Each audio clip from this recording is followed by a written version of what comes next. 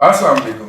एक नए रूप के साथ आपकी खिदमत में हाजिर। एक खबर चली और वो खबर जो थी वो बहुत सारे पाकिस्तानियों के दिल के ऊपर छुरियां चला गई। और वो खबर ये थी कि पाकिस्तान की सिक्योरिटी फोर्सेस के लोगों को केज के इलाके के अंदर हमला करके शहीद कर दिया। उसके फौरन बाद एक फ्लड गेट खोला गया और उस फ्लड गेट के लिए मुख्तलिफ खबरें दी गई। हमारे तो व्हाट्सएप पे भी एक गुमनाम नंबर से हमें उस वाक़े की वीडियो भी भिजवाई गई।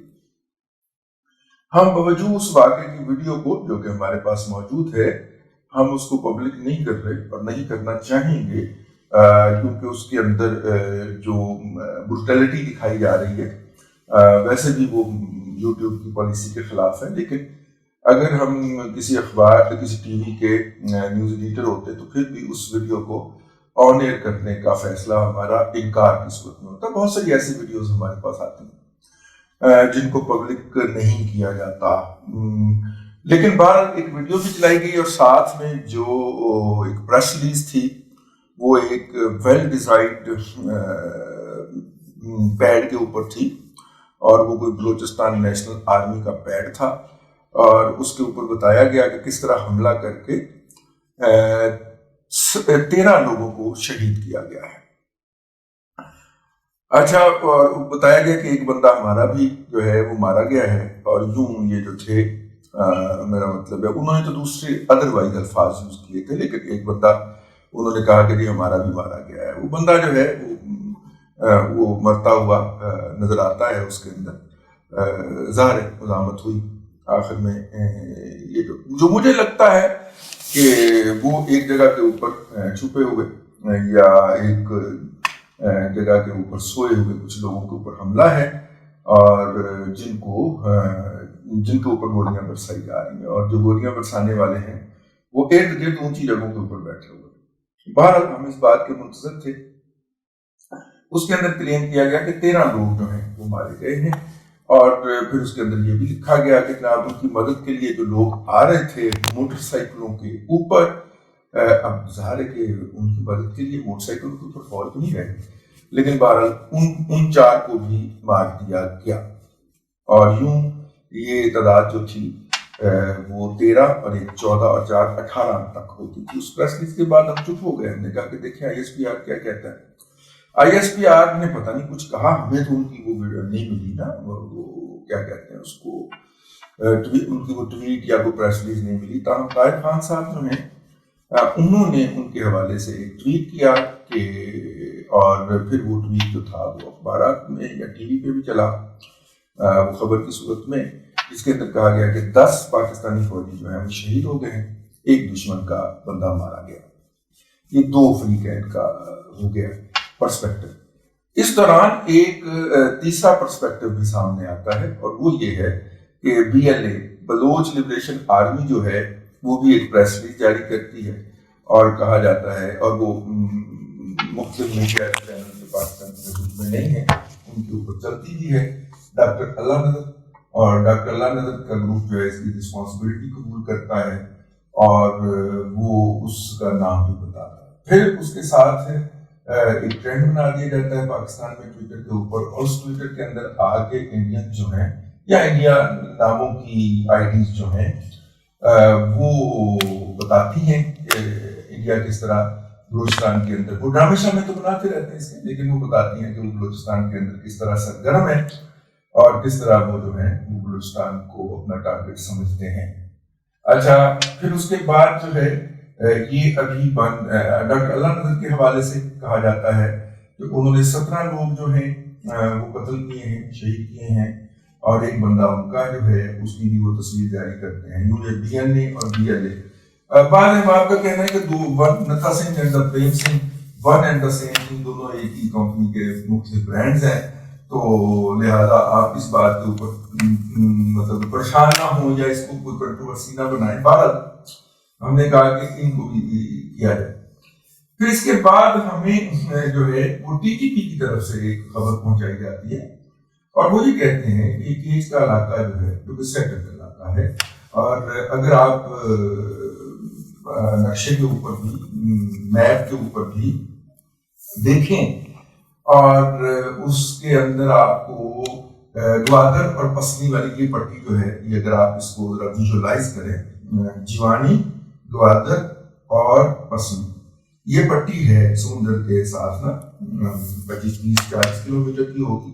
اس کے اوپر کا جو علاقہ ہے وہ جو ہے وہ کیچ کا علاقہ کہلاتا ہے، اور اس کا سمندر سے رابطہ نہیں ہے لیکن سمندر سے اوپر جو ہے وہاں پہ بعض جگہوں کے اوپر ایگریکلچر بھی ہوتی ہے، جس طرح پنجاب اور سندھ کے اندر، ساؤتھ یا سینٹرل سندھ کے اندر دریا کے ارد گرد ہوتی ہے، وہاں پہ بھی ہوتی ہے، اور بالکل اسی طرح جس طرح کہ یہاں پہ ہوتی ہے. تو وہ سیٹلڈ علاقہ ہے، وہاں پہ لوگ سیٹلڈ ہیں.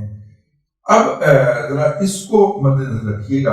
اور گزشتہ دنوں گوادر میں جو مظاہرہ ہوا تھا اور جو سٹن ہوا تھا، وہ سٹن کو نیشنلسٹ پارٹیوں نے بھی اور پھر جماعت اسلامی نے بھی اور جوائن کیا، اور اس میں لوگ جھوک در جھوک تھے. اس کے اندر جو دیگر مطالبات تھے یا دیگر جو شکوے تھے وفاق کے ساتھ، وہ یہ بھی تھا کہ جناب یہاں پہ آپ نے چوکیاں بنا رکھی ہیں فوج بھی، اور ہمیں وہ روک کے پوچھا جاتا ہے، ہماری تلاشی لی جاتی ہے، ہماری خواتین کی چادریں تلوا کے دیکھی جاتی ہیں، اور ہمیں پوچھا جاتا ہے کہ تم کون ہو.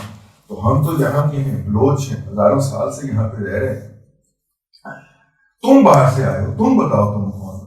یہ وہ طرف بات تھی کہ جس کے اوپر جب مذاکرات ہوئے، وہ مولانا ہدایت الرحمان کا ہدایت اللہ صاحب جو بھی ہیں، ان کے جو مذاکرات ہوئے، اس کے حوالے سے کوئی وہاں پہ ذکر کم نہیں ملا، سیاسی معاملات کا ملا. اصل تو بٹرنس یہ ہے کہ جو روزمرہ لائف جو ہے وہ وہاں کے لوگوں کی ڈسٹرب کرتی ہے، اور انہیں ہیوملیٹ کیا جاتا ہے ان چیک پوسٹ کے اوپر. اس طرح کی کوئی چیک پوسٹ ہوگی جس کے اوپر یہ اٹیک ہوا ہے. اچھا، پھر جو ڈی ٹی پی کی طرف سے بتایا گیا کہ جناب یہ لوگ جو ہیں، یہ بی ایل اے یا بی این اے کے جو بھی لوگ جو تھے، انہوں نے یہ لوگ کا لفظ استعمال کیا، یہ لوگ حملہ کر کے تو ایران کی طرف فرار ہو رہے تھے.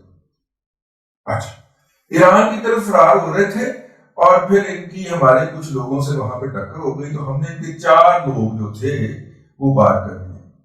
تو یہ 11، 17 اور 18 کا جو فگر ہے، یہ اگر تمام کیجویلٹیز ڈال لی جائیں تو یہ عقائد کے کہیں قریب ہو جاتا ہے کہ کیجویلٹیز تو اتنی ہوئی ہیں، دونوں طرف سے ہوئی ہیں، لیکن مختلف جگہوں کے اوپر ہوئی ہیں. اور اس کا پس منظر کیا ہے؟ جب ہمیں وہ سارا پس منظر، ہم چاروں کی سٹیٹمنٹ اس لیے لے کے آئے کہ یہ پرسپیکٹو ہمیں منظور جو تھا وہ سمجھ آ رہا ہے کہ یہ ہو کیا رہا تھا. تو ہو یہ رہا تھا کہ ایک تو حوالے سے یہ بڑی خوفناک تصویر بنتی ہے کہ ریاست کے اندر 2 ایسے مسلح جتھے یا گروہ موجود ہیں جو کہ نہ صرف کہ ریاست کو نہیں مانتے بلکہ وہ آپس میں بھی باہم جو ہیں اس سر پٹبل پہ مائل رہتے ہیں. مطلب یہ جو شام ہے، یہ جو لیبیا ہے، اور یہ جو عراق ہے، یہ کیا ہے؟ مطلب ایون جو یمن ہے وہ کیا ہے؟ ایک حوثی گروپ نے بندوق کی زور کے اوپر ایک باہم منتخب جو ہے حکومت، اس کو فارغ کر دیا. اور ساری دنیا کا جو پروپیگنڈا ہے وہ دوسری طرف، ٹھیک ہے دوسری طرف بھی 2 نمبر لوگ ہیں، سعودیز وغیرہ جو ہیں، لیکن یہ حوثیوں کی اپنی لیگل پوزیشن کیا ہے؟ صرف اس بنیاد پہ نظر انداز کر دینا کہ چونکہ ان کے پیچھے ایران ہے، ٹھیک ہے، اور جو ڈسکس کرنے والا ہے اس کی ایران کے ساتھ محبت. میرا مطلب یار تھوڑی سی، یہ حوثی کون ہے ویسے؟ ایک ڈیموکریٹکلی ایک باہمی اتفاق رائے سے منتخب حکومت کو اس طرح جا کے گھیر لینا، جس طرح طاہر القادری جیسے نے جا کے اسلام آباد حکومت کو گھیرا تھا، اور اسلام آباد میں وہ پروجیکٹ تو ناکام ہو گیا نا، لیکن وہاں پہ ناکام نہیں ہوا، وہاں پہ جا کے گھیرا گیا، اور اس حکومت کے جو مصاحبین تھے، جو گزرا تھے، ان کو مارنا شروع کیا تھا، وہ بھاگ گئے اور یوں وہاں پہ قبضہ کر لیا گیا. یہ اس طرح کاغذ ہوئے لوگ ہیں نا، یہ مائنورٹی ہے وہاں، یہ میجورٹی نہیں ہے. اور اب یہ کیا کر رہے ہیں سعودیات اور یہ جو ہے جابر، اور میرا مطلب ہے کہ لوگ کیا کر رہے ہیں، یہ ان کے اوپر فائرنگ کرتے ہیں. مرتی وہ بیچاری معصوم اکثریت ہے جس کی حکومت کو ہٹایا گیا ہوا ہے. حوثی تو پھر محفوظ رہتے ہیں، حوثی جو ہوتے ہیں وہ تو پھر محفوظ رہتے ہیں، کیونکہ انہیں تو پتا ہے کہ ان کے اوپر گولا آنا ہے تو وہ چھپ جاتے ہیں مناسب جگہوں کے اوپر، وہ غریب مارے جاتے ہیں. تو یہ ویسے درمیان میں جملہ مدرجہ آ گیا. تو 4 فریقین جو تھے ان کا ہم نے پرسپیکٹو آپ کے ہاں بیان کر دیا، اور اللہ نہ کرے میرے خدشات جو ہیں ان میں کوئی 1% بھی حقیقت ہو، یہ غلط ہوں، لیکن صورتحال وہی ہے. اب اس کے اوپر جو ہے وہ ہم اتنے منہ میں گھومنے کو ڈالنی ہے. حالانکہ جب کلبھوشن یادو پکڑا تھا یا نہیں پکڑا تھا، دعویٰ تو ہمارا یہی ہے کہ ہم نہیں پکڑا تھا. جب کلبھوشن یادو صاحب قابو آئے تھے تو اس وقت ایران کے صدر پاکستان کے دورے پہ آئے ہوئے تھے. تو پھر اس طرح کا ایک ایجنٹ ڈھونڈا گیا، ڈوگر جس نے وہ جسٹس فائز عیسیٰ کے خلاف اپلیکیشن دی تھی. اس طرح کے بڑے دیہاڑی دار ہوتے ہیں، مل جاتے ہیں، روزگاری بہت ہے نا. تو اس طرح کے جو ایجنٹ ہوتے ہیں، اس طرح کا ایجنٹ ڈھونڈا گیا. اور ایرانی صدر جو تھا وہ اپنی جو اسٹیبلشمنٹ تھی اس کی مخالفت مول لے کے پاکستان آیا تھا اس وقت. اور ظاہر ہے اس وقت سول حکومت تھی پاکستان کے اندر، اور اس میں پریس کانفرنس ہوئی اور بڑی مختصر پریس کانفرنس کے اندر اس سے وہ سوال پوچھوا دیا گیا کہ جناب کلبھوشن یادو جو تھا وہ تو آیا تھا ایران کے راستے، تو یہ کس کا کام تھا ریز کرنا؟ دفتر خارجہ کا. دفتر خارجہ نے ریز کیا، وزارت دفاع نے ریز کیا. یہ شکست خوردہ ذہنیتوں کی نشانیاں ہوتی ہیں کہ قصوصیں چھڑا بھائی سینے پہ ہاتھ مار کے کہیں. اب جب سینے پہ ہاتھ مار کے کہنے کا وقت آیا کہ ایران کے جناب سیستان سے آئے تھے کہ لوگ ایران کو قابو کرے، وہاں پہ ایک لفظ کی پتہ نہیں مجھے تو ملی نہیں، وہاں پہ ایک مخنث قسم کی ٹویٹ کر کے یا پریس ریلیز جاری کر کے آپ فارغ ہو گئے سر. ٹھیک ہے، اور ہائی کورٹ میں دعویٰ ہے آپ کا کہ جناب آپ سرحدوں کا تحفظ کرتے ہیں. تو سارے یہ تو کیا ہے، یہ تحفظ کرنا، بچے مروانا ہمارے جا کے بغیر کسی اسٹریٹجی کے پالیسی کے، یہ تحفظ کرنا ایسے تو منع کریں جناب. تو وہ سچی وہ مطلب کہ اس وقت سول حکومت تھی تو سول حکومت کو بھگتے نہ جا کے، ہم گالیاں دیں گے سعودی عرب کو بکواس کریں گے تو وہ بھگتے نہ جا کے. ٹھیک ہے، اور یہاں پہ جناب ایران والا جو ہے اس کا بیس کیمپ تھا وہاں پہ، وہ جو کیس سے قتل کر کے بھاگے ہیں اس کا بیس کیمپ تھا وہاں پہ. جس طرح کلبھوشن یادو جو تھا وہ اس راستے سے آیا تھا، اسی طرح یہ بھی اسی راستے سے آیا. تو آپ نام لیجیے، ایران کے ساتھ احتجاج کیجیے، اسے کہیے کہ اسے سنبھالے. آپ اندازہ کریں کہ اس معاملے کو کس طرح صورت کے ساتھ لپیٹ کے سائڈ پہ کر دیا گیا ہے. قیامت کی نشانیاں ہے، اور حقیقت ٹی وی نے اس کے اوپر کچھ نہیں کہا یار. جو کہ ایک گولی چلنے کے بعد باندر ٹپوسیاں لگنا شروع کرتا ہے. آپ اس کو بات بتاؤں، اگر آپ نے کہیں باندر کو ٹپوسی لگاتے ہوئے دیکھا ہو تو نارملی وہ باندر کو نا وہ پہناتے ہیں گھاگرا، چھوٹا سا گھاگرا سا، تو وہ گھاگرا الٹ جاتا ہے.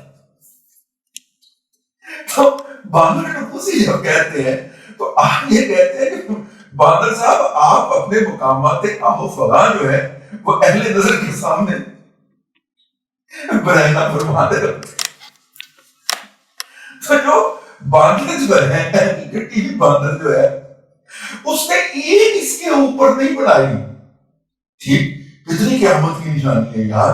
تو اس کا مطلب یہ ہے کہ یہ معاملے کو کون ہے وہ سازشی آدمی، کون ہے وہ شکست خوردہ ذہنیت، کون ہے جو ملک کے مطلب ملک کے خزانے پہ پلنے والا، جس کا اس کے اوپر نام لیتے ہوئے زبان پہ چھالے پڑ رہے ہیں، منہ میں گھوڑیاں پڑ رہی ہیں، جس کو دندن پڑ رہی ہے کہ وہ اس میں یہ نہ بتائے کہ یہ جنہوں نے میرے 10 جوانوں کو شہید کیا ہے وہ کس کے پروردہ تھے اور کہاں سے اٹھ کے آئے تھے. پاکستانی کے طور پہ، ٹیکس پیئر کے طور پہ، جس کا ایٹ سورس ٹیکس کٹ جاتا ہے، پیسے جب ٹرانسفر ہوتے ہیں یوٹیوب سے تو وہیں پہ ٹیکس کاٹ لیتی ہے حکومت. میرا یہ حق بنتا ہے کہ میں پوچھوں.